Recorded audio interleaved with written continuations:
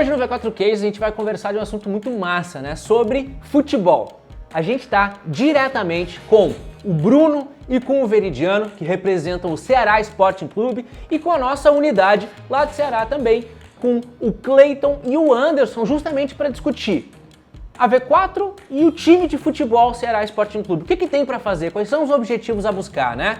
Me acompanha nesse bate-papo. Eu recebi aqui as informações do e-commerce, o sócio Vozão, e talvez aí seu Veridiano ou até mesmo o Bruno compartilha com a gente um pouco do que é esse negócio, para quem esse negócio é visado, né? Vamos dizer assim, qual é o público-alvo de vocês, para a gente poder ir indo mais adiante aí. O público-alvo da gente é o torcedor do Ceará, né? Aquele torcedor que, tanto na capital como fora do estado, principalmente. Conta pra gente, cara, qual foi o cenário, assim, do projeto, como ele chegou aí na unidade e quais foram, assim, as primeiras estratégias que tu viu que dava para implementar, que acreditava que ia dar bom aí pro Ceará, cara. Pois é, a gente recebeu aqui o desafio, né, de assumir essa conta do Ceará. Inicialmente a gente não tinha muita ideia do qual produto que a gente iria trabalhar, né? E após uma conversa ali bem tranquila ali com o Bruno, né? Com o Bruno Batata, né? Ele explicou pra gente como era que a gente iria executar esse trabalho, o que a gente iria realmente vender ali do projeto. A gente entendeu como era que funcionava o sócio Vozão, né? E começamos a arrumar a casa, propriamente dita, né? A gente começou a fazer essa arrumação, tentar entender quais eram os gargalos, tentar entender quais eram os pontos que precisavam ser corrigidos do projeto, e aí começamos a fazer algumas estratégias de aquisição e monetização. Boa. Né? Justamente para a gente poder começar a entender um pouco mais o público. Depois a gente começou a entender um pouco mais sobre o próprio acervo de clientes que o próprio Ceará já tinha e tentamos fazer algumas estratégias para aquilo também. Mas eu vou deixar o Anderson falar um pouco mais sobre isso, porque ele aqui praticamente foi nossa estrela na hora de desenvolver as principais estratégias que performaram melhor dentro do projeto. Boa, Anderson. Até porque eu penso, quando a gente fala assim do Ceará Sporting Clube, cara, eu penso assim, futebol é um dos esportes aí que o brasileiro mais gosta, né? Então, tipo assim, é complicado a gente começar a pensar quem vai ser o meu público-alvo se todo mundo pode ser meu público. Como é que tu organizou isso daí, Anderson? Então, durante esse período, nós testamos ali vários públicos, até no Facebook dava para selecionar ali apenas pessoas que tinham interesse no Ceará Sport Clube. Nós até utilizamos esse público também, porém, nós testamos vários outros públicos, como Lookalike, de 1%, foram mais de 30 públicos diferentes, e o que a gente percebeu é que, periodicamente, esses públicos iam perdendo performance, e a gente já ia criando novos públicos, e nós também tínhamos uma grande quantidade de públicos, e às vezes alguns públicos vendiam, por exemplo, 3, outros vendiam 10, e outros vendiam 5, e aí a soma de todos eles é que gerou esse ROI tão enorme. O que você falou é muito importante. Tem que ter um processo de vender todo dia, né? Por mais que seja um esporte, por mais que seja o aspecto da paixão do clube, esse clube tem um negócio, tem várias frentes de negócio e esse negócio roda dia e noite, independente se o time está ganhando ou não. E quando vocês migraram, vamos dizer assim, não migraram, mas abriram esse canal de se tornar sócio pelo digital, o pessoal, ele de fato consegue iniciar e terminar a jornada de venda no ambiente digital, ou tem alguma etapa nesse caminho de conversão ainda que existe uma equipe que dá suporte para ele? Como é que essa jornada aí tá definida, né? O canal digital, a gente tem o funil de conversão normal, você vai entrar no site, a gente tem vamos até testar uma LP que o Anderson e o Cleiton aprovaram essa semana junto com o pessoal do marketing do clube, porque a gente entendeu que o nosso site ele tem uma taxa de rejeição muito alta, muitos gatilhos de distração, e acaba que fica muito explicativo e pouco comercial. Então, foi desenvolvida uma LP para isso. A gente vai testar agora, mas é uma jornada comum de conversão. Você associar-se, vai cadastrar seus dados. A partir do cadastramento dos seus dados, você já coloca seu input, os dados, cartão de crédito, boleto, que você deseja pagar, e daí uma série de lojas oficiais do clube. O cadastro, você é realmente atendido por uma pessoa. E aí as estratégias que o Anderson desenhou, cara, é para levar esse cara para o digital ou até mesmo para a loja, né? E a gente consegue medir as conversões em ambos os canais, né? E é justamente esse tópico que eu queria provocar, porque a gente sempre fala aqui que, tipo assim, a empresa tem que vender todos os dias e tal, que é uma coisa que a gente acredita muito, mas quando o pessoal pensa em internet, o pessoal pensa assim, então vou ter que botar um site para vender no site. Isso é uma possibilidade? Claro, isso é um bom negócio, pode ser um ótimo negócio para a empresa, mas uma coisa que às vezes não fica claro é que, assim como o ser humano que a gente consegue motivar lá na rede social para o cara entrar num site ou seguir por um caminho, a gente também tem argumentos e ferramentas para que a gente possa não só mandar esse cara para o ponto de venda físico, mas também para que a gente consiga mensurar de que ele foi lá, né?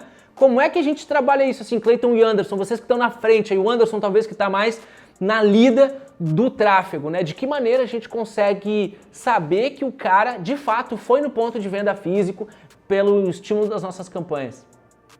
Pronto, perfeito. Nós recebemos semanalmente os dados de vendas de todas as vendas que aconteceram, tá? E a gente prepara esses dados, é uma planilha, e a gente envia para o Facebook. E o Facebook, ele vai fazer ali como se fosse um match. Se essa pessoa, ela viu um anúncio e clicou em um determinado período, se isso tiver acontecido, ele vai perceber que essa venda aconteceu devido ao anúncio, tá? É basicamente esse o formato. Há um ponto interessante, que é muito mais fácil nós perdermos vendas do que nós ganharmos. Por quê? Porque se o número do telefone for diferente do número do telefone que está cadastrado no Facebook, a gente já perde essa venda. Se o e-mail for diferente, a gente também já perde. Então é mais fácil a gente perder do que a gente ganhar. Isso é um ponto muito bom, Anderson, porque né, isso que você explicou é o chamado conversões offline, que é justamente assim, a gente tem que ter um dado do cliente pela internet para cruzar com o dado do cliente na loja física. E o que o Anderson estava pontuando é que se de fato o cara não usou o mesmo e-mail ou o mesmo número de telefone, às vezes a ferramenta nem encontra esse cliente para validar esse dado. Mas a gente, assim, tendo essa ferramenta, pode ser ainda melhor, né, ou complementar do que o nosso tete a tete, o nosso dia a dia de conversa com o próprio time de vendas ou, enfim, o pessoal que supervisiona esse fluxo comercial. Então, uma coisa que eu provoco aqui, e sempre que eu tenho a oportunidade de conversar com nossos clientes e com o time responsável, eu gosto de provocar assim, tipo, esse projeto é só o Anderson e o Cleiton que estão construindo ou tipo todo mundo trabalha como uma única equipe? Porque a minha experiência mostra, eu sempre costumo dizer que é um trabalho a 4 mãos, né? De que a gente tem as 2 mãos da V4, mas que nada funciona muito bem se a gente não tiver as mãos do nosso cliente tão ou quanto a gente tem a mão na massa, né? Como é que é esse cenário nesse projeto aí de vocês e quais são os principais pontos de colaboração entre as duas equipes, a da V4 e a do próprio Ceará? Onde é que se encontram esses pontos? Deixa eu fazer esse link aí, eu ia fazer um parênteses no primeiro comentário do Batata lá no início. Certo. Fica à vontade. Quando a gente falava de demanda reprimida lá no começo, o cenário era horrível, pior para a época que a gente vive, o torcedor do Ceará só conseguia fazer o sócio se ele fosse na loja. Porque a visão, não existia site, você não conseguia fazer nada online, era um absurdo que a gente achava isso. E nós assumimos o programa em janeiro de 2020, mas desde abril de 2018 eu fazia visitas em vários clubes do Brasil, vendo o que é que tinha, tanto de operação de jogo como sócio-torcedor, para tentar entender desde lá de trás até chegar na necessidade hoje dessa parceria que nós temos com a V4. O Ceará é muito contente com ela e com as ferramentas que vocês trazem todo momento para o nosso produto. Então, o Ceará era totalmente offline. Daí, encontro o Batata lá no Flamengo e a gente começa a construir, não é? Um ano depois das minhas visitas, em abril de 2019, o programa de sócio Vozão. E qual era a visão dos gestores antigos do programa? O torcedor tinha que ir na loja porque ele tinha que comprar na loja. Ele não poderia comprar ele não poderia comprar se fosse no e-commerce. Eles não investiam nisso, não tinham visão para isso. Era uma visão bem arcaica mesmo. Porque lá no passado deu certo, eles achavam que daria certo também. Exatamente. E a grande crença deles era o seguinte, era se a bola não bate na rede, não tem sócio. Isso faz sentido, mas isso aí quer dizer 50%. Exatamente. Hoje, ou até menos. Hoje, não é? Claro que a pandemia veio para mostrar para o torcedor, tanto ele ter uma opção na internet para comprar, no site, no e-commerce, como também ele entender que ser sócio não é entrar de graça no estádio. Isso. Não é só o time ganhar título. Ser sócio, ele primeiro está ajudando o clube, depois vir clube de vantagem, ver outros benefícios que o sócio Vozão ele disponibiliza, não é? Então, em janeiro, 5 de fevereiro, quando nós lançamos o produto, né, o sócio Vozão, os 3 primeiros dias nós fizemos questão de fazer somente adesão online. Boa. Então, a adesão online ela foi muito boa no começo, o torcedor tendo contato, ele conseguindo ter uma resposta rápida, não é, do site, uma coisa inédita para ele. Então, assim, já estava de bate-pronto, ele já entendeu que mudou alguma coisa. E logo na sequência, nós fizemos um evento que nós fazemos aqui tradicionalmente, um evento bem varejista, né, que é o Feirão do Sócio. O torcedor bombou no feirão. Então, assim, no primeiro momento foi 20% de adesão online e 80% presencial, porque já era a cultura do torcedor do Ceará. Aí, o que é que me chama a atenção em 2021? Lançamos o feirão. Eu ia para em 2 shopping centers aqui em Fortaleza, né, 2 shopping conceito aqui, bem movimentados, e eu não via movimento no feirão. Eu estava assustado com aquilo. Só que toda hora que a gente ia acompanhar a venda, você viu que estava acontecendo venda. O que era isso daí? O torcedor já estava vindo para online. A pandemia e as ferramentas que o Ceará disponibilizou para ele fez com que ele caísse dentro do nosso funil e a gente executasse aquela venda com ele ali. Fora outras ferramentas que a gente vem buscando diariamente. Daí, uma das coisas que eu gosto muito da nossa gestão, tanto a gestão do clube como a própria gestão, já da essência da gestão do clube, vem para dentro com o sócio Vozão, através dos meninos da 2BR, o Batata e o La Torraca, em parceria com a V4, nós somos eternamente inquietos. Né? Semana passada eu estava já no Rio visitando um clube aqui, outro ali, ver o que é que tinha de diferente, e o que deixa a gente feliz hoje é que nós viramos espelho para essa galera. Boa. Entendeu? Hoje os clubes olham o Ceará e falam, poxa, eu copiei isso de ti, poxa, que é bacana, porque a gente não consegue, o que serviu ano passado, esse ano já não serve mais. Exatamente. Tanto é que a V4, ela entra no meio da pandemia em parceria com a gente, porque a gente já estava mais potente. Aquele nosso site de 5 de fevereiro de 2020, a gente já está tentando reformular ele para ser uma coisa que seja menos gatilho de distração para o torcedor e que seja mais rápido na venda. Mais então, orientada assim, à conversão. A solução que nós vamos encontrar agora para 2021, 2022, eu tenho certeza que já vai ser outra. Porque cada vez mais a gente vem poldando a árvore, tentando fazer com que os processos sejam maximizados aqui, o torcedor ganhe tempo, e a gente tenha um melhor resultado, porque lá atrás era o seguinte, era jogar todo aqui, vamos botar o que tem na mesa, depois a gente vai tirando o que não serve mais. Mas isso é muito bom, Veridiano, sabe? Porque eu consigo capturar 2 coisas importantes no que você falou. Primeiro, essa impaciência, saber de que se tá dando bom agora não é o que vai me levar anos para frente, isso é muito importante, mas o outro ponto é a própria percepção do time mudar, de que se o cara acredita que só vai adquirir sócio se o time estiver ganhando, e ele não adianta, né, adquirir sócio no momento que o time está perdendo, se o gestor acredita nisso, ele limita toda a cadeia de pessoas que podem pensar o contrário, de agir. Porque isso é muito fato, assim, por exemplo, se lá no time, lá no Ceará, o pessoal pensasse assim, não, só dá para vender quando o time estiver ganhando, não vamos nem se preocupar em vender se o time não estiver ganhando. Porque daí tu terceiriza a responsabilidade, fica no jogador, fica no treinador, de que se o time não tá ganhando, a torcida não tá feliz, os negócios não vão bem. Mas eu acho que é justamente quebrar essa visão de ou isso ou aquilo, que eu acredito que dá vazão pra gente experimentar coisas novas, sabe?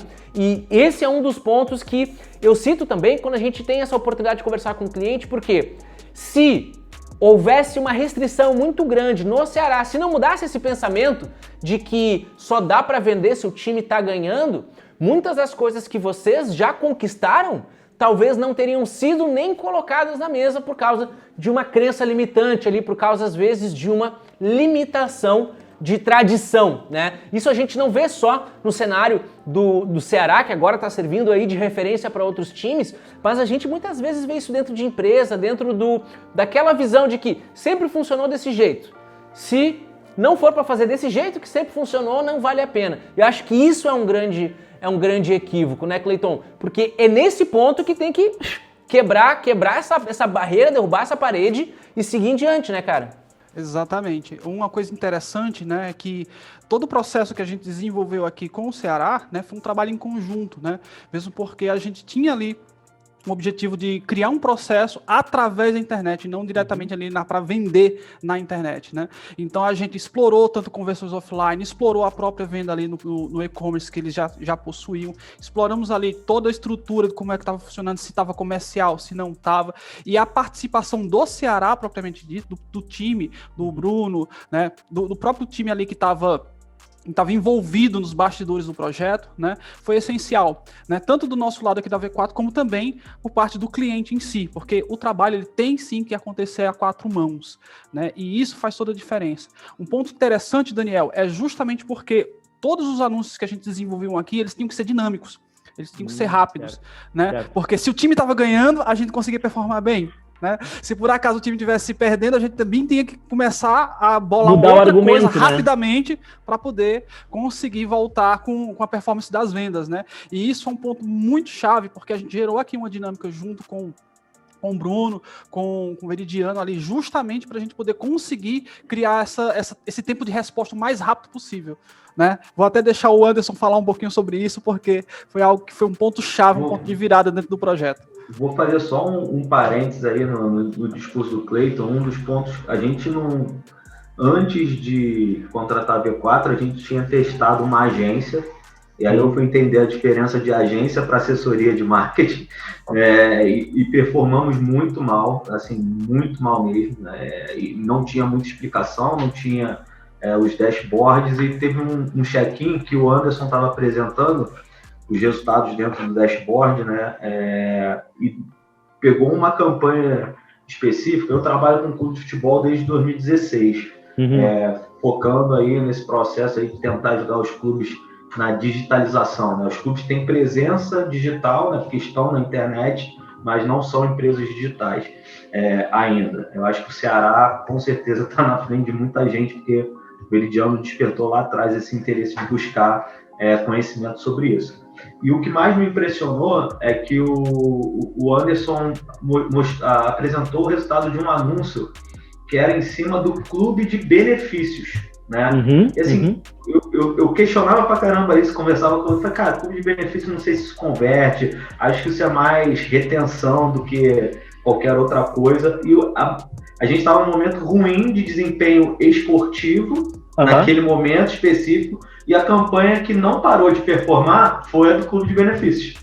Eu falei assim, cara, é isso aí, dá para não parar de vender, é só você mudar o discurso. E o Anderson botou essa campanha para rodar, e foi bem bacana, porque eu fiquei impressionado. Eu falei, cara, não tô acreditando que esse anúncio vendeu. O que virou um teste, virou uma saída, né, para momentos de baixo desempenho em campo. Mas é justamente por isso que a gente sempre está fazendo o teste, né, Anderson? Exatamente. Um ponto interessante é que quando o time ele não está indo bem, realmente nós mudamos ali toda a comunicação, né? Se ele está indo bem, a gente pode focar em algo mais, digamos, argumentos mais institucionais, digamos assim. Mas quando ele não está indo bem, nós focamos mais em argumentos como ajuda o Vozão a ser mais forte, sabe? Algo do tipo, aqui, esses são os benefícios. Você não pode ir ao estádio, mas você tem outros benefícios também, certo? Que é essa questão do clube de vantagens, que a gente passou a usar bastante, principalmente quando a pandemia fechou tudo aqui, e tem funcionado incrivelmente bem. Um ponto também que me chama muita atenção, não sei se o Cleiton e o Anderson comentaram isso, como eu dei uma caidinha no início da reunião. Hoje, todas as estratégias que estão sendo desenvolvidas pela V4, dentro dos canais do Instagram e do Facebook, através do Ads, a gente não está fazendo nem no perfil oficial do clube, ou seja, a gente está fazendo no perfil, que é o perfil exclusivo para sócio-torcedor. A gente está pescando no aquário, não estamos nem pescando no mar aberto. E aí eu fico imaginando hoje, com todos os números que a gente já provou, a capacidade de geração dentro do aquário, imagina quando a gente for agora para o mar aberto, que é fazer dentro das redes oficiais do clube, onde a gente tem 8 a 10 vezes mais pessoas engajadas. E o engajamento do torcedor com as redes oficiais do clube é infinitamente maior. Né? O cara que acessa as redes do sócio Vozão é um cara muito específico, muito aderente já ao produto, ou ex-cliente, algo do gênero. E ali no mar aberto, talvez a gente tenha algum torcedor do Ceará que nem saiba da existência ainda. Então, imagina quando a gente conseguir, a gente está nesse processo migratório, o marketing do clube está aí nesse processo de aprovar, ter esse acesso também. Eu acho que aí vira uma pesca mais profissional, né? Porque a gente sai do aquário e vai... Sai do lago para o mar aberto, né? E vocês diriam que esse é o futuro? Agora, quando a gente olha aqui, a gente está gravando essa conversa em 15 de junho, aqui de 2021, né? Quais são os desafios aí para o segundo semestre do ano, para os meses que vão nos seguir? Você falou aí da gente poder absorver as próprias redes oficiais do time, porque eu acredito que isso vai dar um grande avanço não só no público engajado, mas no alcance em geral, né? E para além disso, quais são as outras coisas que a gente está vislumbrando aí para os próximos meses? A gente tem uma meta de receita cobrada até pelo próprio presidente Robson, né, que é o presidente do clube. A gente tem que conseguir trazer aí até o final do ano 4 milhões de receita, e aí a gente tem ali o percentual que a gente está dedicando através da compra de tráfego, né? Acho que tem um desafio do nosso lado aqui, pensar mais em digital, pensar na melhoria de canais, pensar nos mecanismos de melhoria de conversão, pensar em boca de funil, né? A gente pode ampliar muito isso fazendo a migração para as redes oficiais do clube e testar outros recursos, outros caminhos que a gente tem testado. Acho que a gente testou muito no início, mas não fomos tão abrangentes como poderíamos por uma série de limitações. E muita limitação aqui interna nossa, né? Dificuldade de prover acesso, dificuldade de entregar mais informações. Por exemplo, telefone. Hoje o nosso sistema ele tem um limitador que eu não consigo dizer quem converteu pelo telefone e quem converteu pela loja. E aí eu coloco tudo na caixa loja.